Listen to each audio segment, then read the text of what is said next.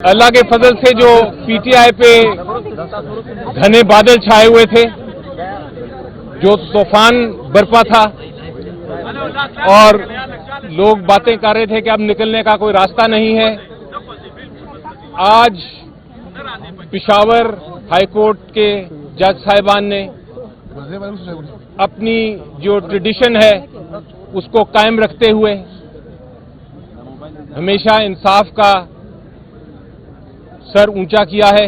इस high court ने उस ट्रेडिशन को कायम रखते हुए आज जो इलेक्शन कमीशन ऑफ पाकिस्तान का ऑर्डर था पीटीआई के खिलाफ, जिसमें सिंबल पीटीआई का जो बल्ला है वो ले लिया गया था, छीन लिया गया था, बल्कि मैं कहता हूं एक गैर कानूनी और गैर आईनी ऑर्डर के जरिए, उस ऑर्डर को, सिलेक्शन कमीशन के ऑर्डर को सस्पेंड कर दिया है और साथ ये हुक्म फरमाया है कि जो हमारा सिंबल है वो हमें वापस किया जाए, रिस्टोर किया जाए, और हुक्म किया है कि हम अब उस बल्ले के मुताबिक अगली तारीख तक इलेक्शन लड़ सकते हैं।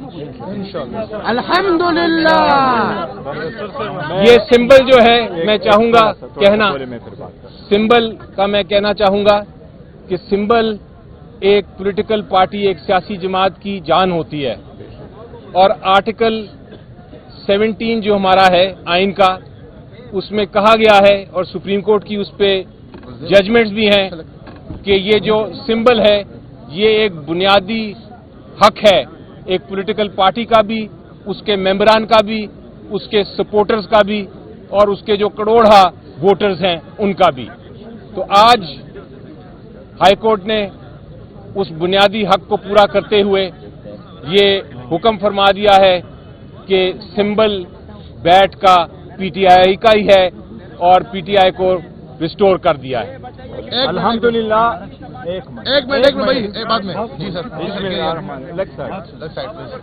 अल्हम्दुलिल्लाह, आज पेशावर हाई कोर्ट ने पीटीआई के खिलाफ, पीटीआई के सिंबल और इलेक्शन के खिलाफ, पीटीआई के पाकिस्तान में 70% सपोर्टरों के खिलाफ जो साजिश हो रही थी, अल्हम्दुलिल्लाह आज उस साजिश पे आखिरी केल अदलिया ने लगा दी है, वो साजिशें खत्म हो गई। अल्हम्दुलिल्लाह आज हमारा सिर्फ पेशावर हाई कोर्ट ने सिंबल रिस्टोर नहीं किया, बल्कि 25 करोड़ अवाम का इतिमाद अदलिया पे रिस्टोर किया है। ये वही वाहिद अदलिया है जिस पे हमेशा हमें इतिमाद रहा है कि हम अदलिया के पास जाएंगे, हम कानूनी आईनी जंग लड़ेंगे, हमारे साथ ज्यादतियां हो रही है, हमें दीवार के साथ लगाया जा रहा है, लेकिन हमने बारहा कहा था कि हमें अदलिया पे एतमाद है, हर जज पे एतमाद है, और इंशाल्लाह अदलिया इंसाफ करेगी। और आज अदलिया ने इंसाफ कर लिया है, पाकिस्तान की 25 करोड़ अवाम की जो एतमाद बहाल कर दिया। आज अदलिया का हम बहुत मशकूर है। आज अली साहब ने 4 घंटे खड़े होकर के आप लोगों सबके सामने 4 घंटे पे अदलिया ने उसकी हेयरिंग की है। हर शिक अदालत ने देखी है कि इलेक्शन कमीशन का ऑर्डर सस्टेनेबल नहीं था, लिहाजा वो ऑर्डर सस्पेंड हो गया और हमारा बेट रिस्टोर हो गया, और इलेक्शन कमीशन को ऑर्डर हुआ कि हमारा सर्टिफिकेट फौरन वेबसाइट पे आप चढ़ा दें।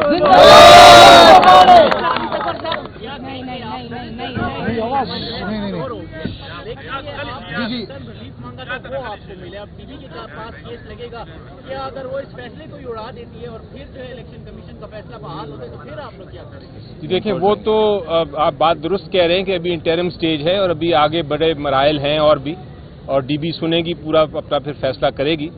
लेकिन जिस तरह आपने देखा, पता नहीं आपने मेरी बहस सुनी थी कि नहीं, हमने 4 घंटे के दलाइल दिए और एक एक चीज बताई कि इलेक्शन कमीशन ऑफ पाकिस्तान का ऑर्डर क्यों गैर आईनी है, क्यों कानून के खिलाफ है।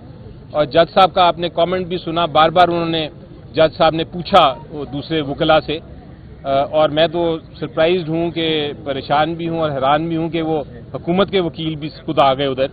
उनसे पूछा कि आप ये बताएं कि कहां से ये पावर और ताकत आई इलेक्शन कमीशन की कि वो इंटरनल जो इलेक्शन है, इंट्रा पार्टी इलेक्शन किसी पार्टी के, वो किस शिक के तहत, किस इलेक्शन एक्ट की शिक के तहत उन्होंने ये फैसला किया है।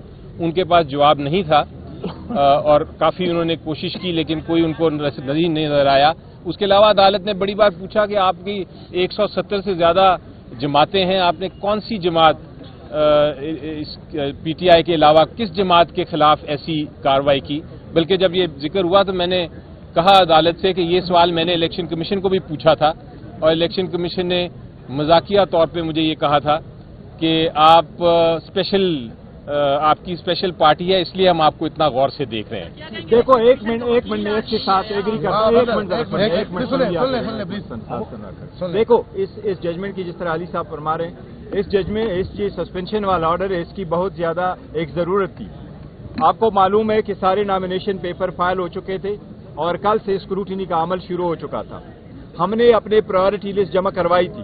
میرے دستخطوں سے جب پرائیورٹی لسٹ چلی گئی تو بلوچستان میں ایکسپٹ ہوئی, سندھ میں وہ ایکسپٹ ہوئی, کے پی کے میں وہ ایکسپٹ ہوئی, پنجاب والوں نے اس کو پاس روکا اور جو لسٹ ایشو کر کے دے دیا تو سارے پولیٹیکل پارٹیز کا نام آیا, پر پی ٹی آئی کا نام انہوں نے وتھ ہولڈ کر دیا کہ ہم آپ کے جتنے بھی پرائیورٹی لسٹ کے امیدواران ہیں ہم ان کی اسکروٹنی نہیں کریں گے.